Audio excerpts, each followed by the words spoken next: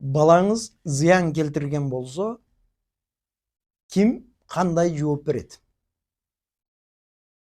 Биз ушул маселеге келгенде баланын жашыга өтө көңүл бурушубуз керек. Бала 14 жашка чыкканбы, же 14төн 16га чыкканбы, же 16дан 18ге чыкканбы? Демек биринчи маселе баланын жашында. Себеби 14кө чыкканга чейинкилерге бир милдеттеме жүктөлгөн, 14төн 16га чейин өзүнчө бир өзгөчөлүгү бар. А 16дан 18ге чейин чоң өзгөчөлүгү бар. Биз 18ге толгонго чейин баардыгын бала деп айтабыз. Мыйзамда да ошондой, жалпы түшүнүктө да ошондой. Ошол үчүн анын биринчи жашы. Экинчи зыяндын келип чыгышындагы себеп жана күнөө. Бала болсо эле төлөйт деген түшүнүк эмес ал.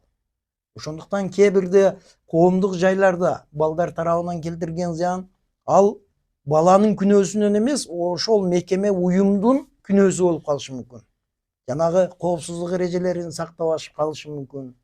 Ошонун себебинен келип чыгып калышы мүмкүн. Демек, бала жасады деген эле түшүнүктү биз бала күнөөлүү төлөш керек дегенден алыс болушубуз керек.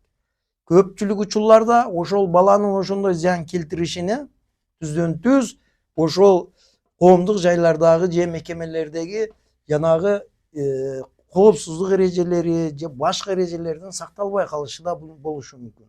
Бирок эгерде балаңыз ошол бала түздөн түз ошол зыянга өзү гана күнөөлүү болгон болсо, күнөөсү демек анда жооп берет. Бирок жооп бергенде мен айткандай жашыда 14кө чейин ата энеси кошулуп калышы мүмкүн, 14төн 18ге чейин кээ бирде суммасы маанилүү, 16дан 18гече жеке өзү жооп берип калышы мүмкүн. Ар бир жагдай өз менен талданышы керек.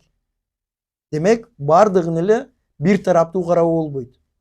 Бала эмнени жасады, ким күнөөлүү ошол зыяндын келип чыгышына. Демек, ар бир жеке учурду, жеке маселени жеке кароо керек деген түшүнүк.